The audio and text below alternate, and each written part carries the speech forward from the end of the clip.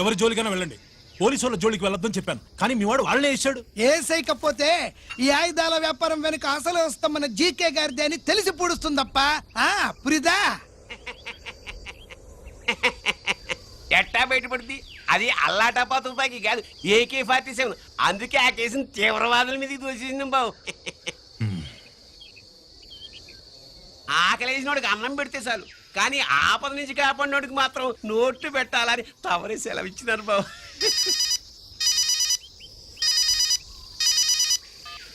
Hello,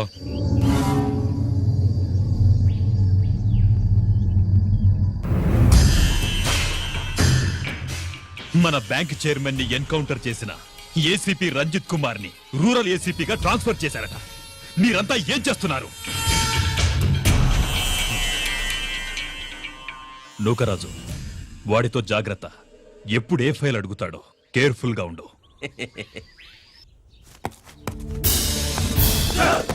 welcome to Vizag rural division sir. Gaddi Nookaraju sir, Subrahmanyam sir.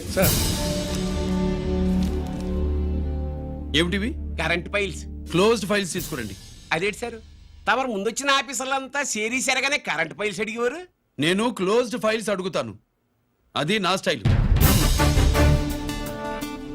Good morning sir. Good morning.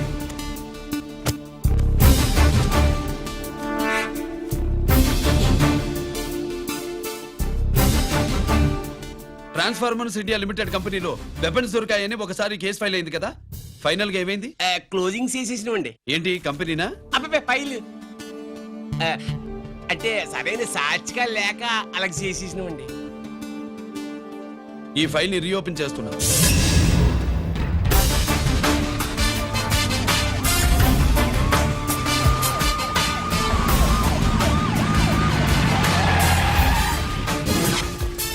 మీరంతా లోపల search చేయండి. Yes sir. మీరు నన్ను follow అవ్వండి. Okay sir.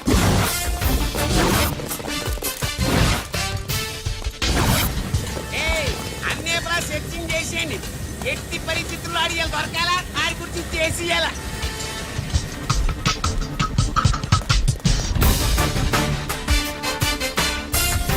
సార్ ఏంటి సార్ ఇదంతా? కళ్ళు కనపడలేదా? సెర్చింగ్ చేస్తున్నదా సార్.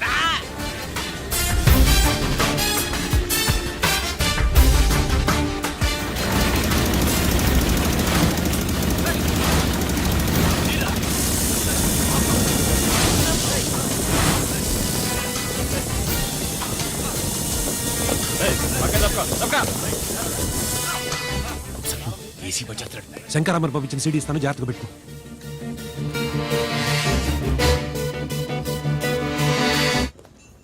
అయ్యేం దొరకలేదు సార్. సార్ అంతా వెతికాను సార్, ఎక్కడ ఏం దొరకలేదు. సరే, మీరు చూడాల్సింది ఇంకేమైనా ఉందా సార్? జీకే పెద్ద పెద్ద చేపలతో వ్యాపారం చేస్తాడు. పెద్ద చేపల్ని పట్టాలంటే కేలం వేస్తే సాలస్తాడు, వలయ్యాల.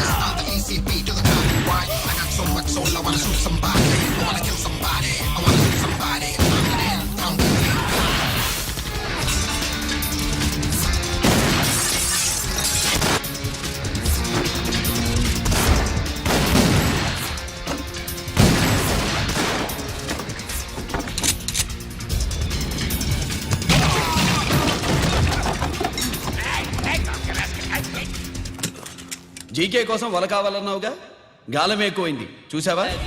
నీ పేరేంటి? కుప్పుస్వామి. నా పేరేంటో తెలుసా?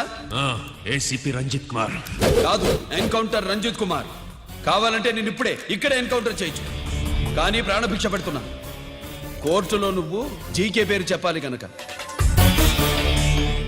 అడ్డడ్డడ్డడ్డడ్డ. ఏమయ్యా ఇది? ఏమి నిలబడి ఉండారు సంతాప సభ మాదిరి? నా సరుకు ఏమైనదంటే ఒరాళ్ళు పెసమంటారు. ఎన్నాయా ఇది? ఎన్నా మీరు సొల్లకపోతురా నేను సుమ్మా ఉండను, అందరినీ సంపి పుడుస్తా. అయినా నా సరుకు ఇవ్వడం చేత కానీ మీకు 2 కోట్ల అడ్వాన్సా? ఎందుకు? ఇదిగో 60 పెద్దగా అరవ మాకు పెద్ద సార్ వచ్చే టైం అయింది. శంకరా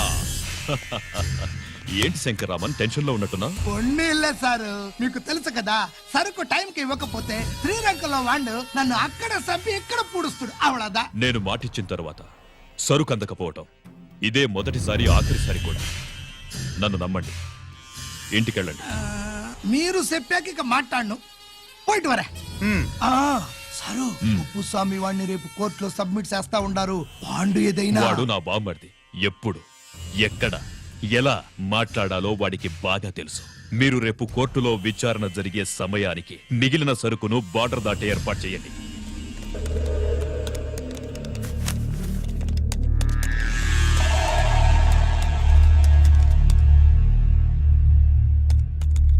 ఎస్, ఆ ఫైల్ ఓపెన్ చేయి. అబ్బో.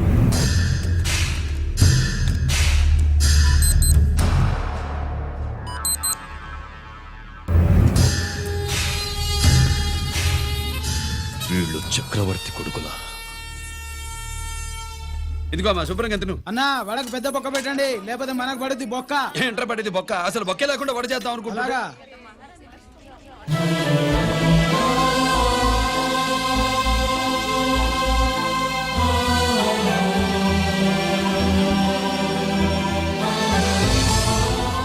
వాడెంత కష్టపడుతున్నాడో చూడండి.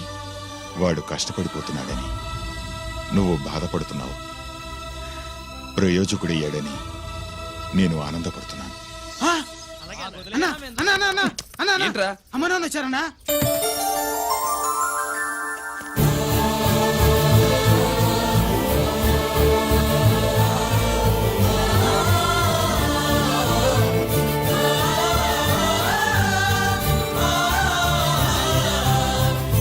రండి నాన్న.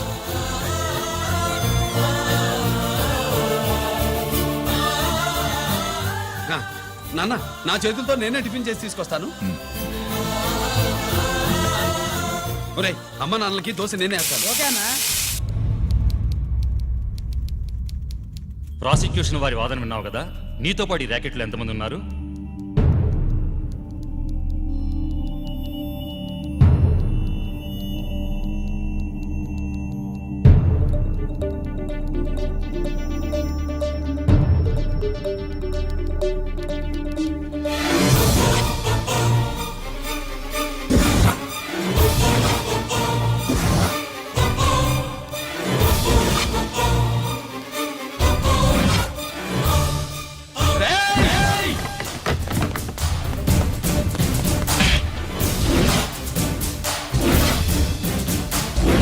Mister Ranjith Kumar, control yourself. అతను చెప్పిన దాని ప్రకారం వివరాలు సేకరించి కల్ప్రిట్ ని అరెస్ట్ చేసి కోర్టులో హాజరుపరచండి. తినండి.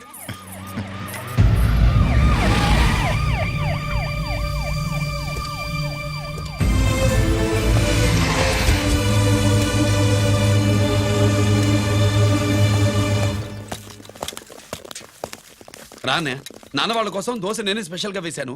నువ్వు తిందు గానీ రా. సారీ, నేను డ్యూటీ మీద వచ్చాను. కమాన్, వెతకండి.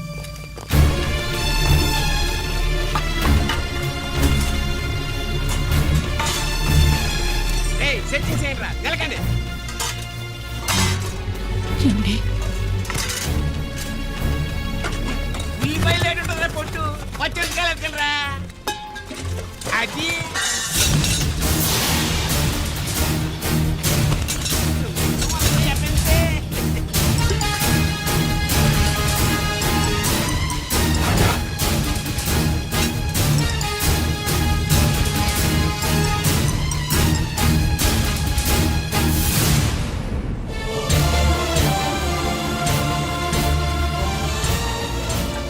అవి స్టోర్ రూమ్ లోకి ఎలా వచ్చాయో నిజంగా నాకు తెలియదు అన్నయ్య.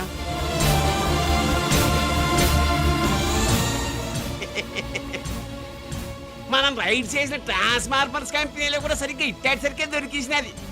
తమ నిజాయితీకి ఆఫీసర్ కదా, దొరికితే తమ్ముడినేదు తండ్రినేదు ఏసీడివే ఇటువై ఏతంతో ప్రూవ్ అవ్వాలి కదండి. ఇంకేటి ప్రూవ్ అయ్యేది. రెడీ గా దొరికేసినాడు కదా, బొక్కలో దోషీడమే.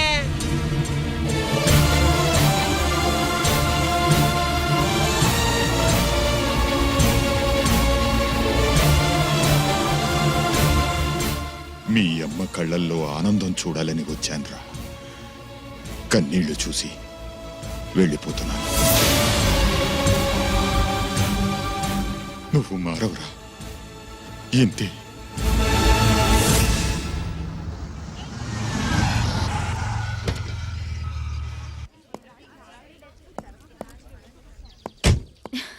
రామా,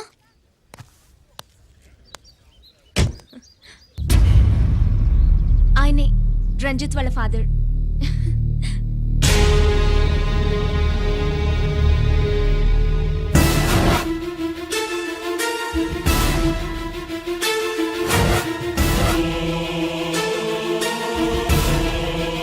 రామా,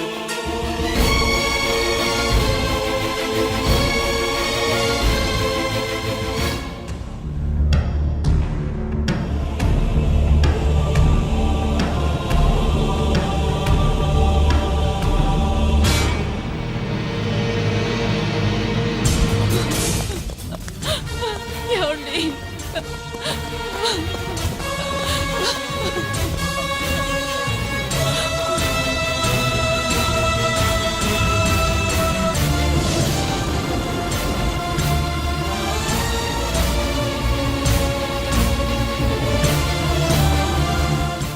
చో నాయి 3 జాకీలు. నాకు 3 రాణీలు సార్. షటార్ నా కొడుకు. జాకీలు ఎక్కువ రాణీలు ఎక్కువరా. రాణీలు జాకీలే. అది నాది చో. ఏటివై మాణిక్యం నీకేంటి వచ్చినది మొక్క. ఏంటి వచ్చే తొక్క? నాకు రాజేదో రానేదో అర్థమే చావట్లా. 2 ఏళ్ల నుంచి చూస్తున్నాను. నువ్వు రాజువో రాణివో నాకు అర్థం కావట్లేదు. ఒక పూట కొంపగల అర్థం అవుతుంది. చచ్చూరుకుంటావు. మొద నష్టపడాలి. చెయ్యి. షో 3 ఆసులు. నాది షోనే 3 క్వీన్లు. 3 ఆసులు సార్. మాణిక్యం ఏయ్, ఆసులు గొప్పవా రాణులు గొప్పవా? ఆసులే కదా సార్. సార్ ఆడితే రాణీలే. మరి ఇంకేంటి? మీరు తీసుకోండి. ప్రతిసారి మీరే గెలుస్తున్నారు. కట్ ఫర్ సిటీ వేయాలి సార్. కట్ ఫర్ సీటా. ఓకే బా, మళ్ళీ మీదే షో. షో. నికాల్ నికాల్ మాల్ నికాల్. ఇదిగో తీసుకో. మేము వెళ్ళాక తీరిగ్గా తాళం తీసుకో. రండి. ఇది గుత్తి చేతిలో పెట్టాడండి. ఏంటి మమ్మీ, రంజిత్తో ఒక మాటన్నా మాట్లాడకుండా తీసుకొచ్చేసాం. ఏం మాట్లాడతావు? వాళ్ళున్న పరిస్థితి ఏమిటి? అసలు అది మాట్లాడే సందర్భమేనా? ఎప్పుడు మాట్లాడాలో, ఎప్పుడు కలవాలో నేను చెప్తాను. అంతవరకు నువ్వేమీ మాట్లాడుకో.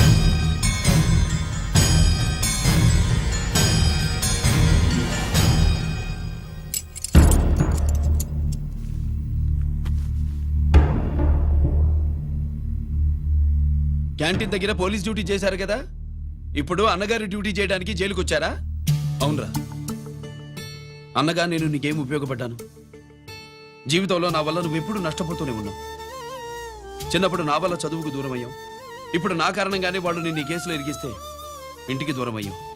గిరి, థ్యాంక్స్ అమ్మా. నా కోసం కన్నీళ్లు పెట్టేవాళ్ళు కూడా ఉన్నారని నిరూపించుకున్నావు. ఎలా ఉన్నావురా? జైల్లో ఉన్నా ఇంట్లో ఉన్నట్టే ఉంది. నాన్న నన్ను ఇప్పుడు దోషిగానే చూస్తాడు కదా. ఆయన గురించి నువ్వు అలా అనుకుంటావు కానీ నీ గురించి ఆయన ఎంత టెన్షన్ పడుతున్నారో తెలుసా? దేనికి? జైలు నుంచి తప్పించుకుంటానన్నా? అది మాత్రం కరెక్ట్ గా ఊహించాడు. అంటే ఆ బోర్డు చూడు. ఖైదీలు 213 అని ఉంది. తెల్లారేసరికి ఆ నంబరు 212 అవుతుంది. తమ్ముడు ఆ పని మాత్రం చేయొద్దు. ఇల్లీగల్ గా వాడిని నిరికించారు. లీగల్ గా నేను విడిపించుకుంటాను. ఈ లోపు తొందరపడి జైలు నుంచి పారిపోనని నాకు మాట ఇవ్వు. ఇవ్వరా?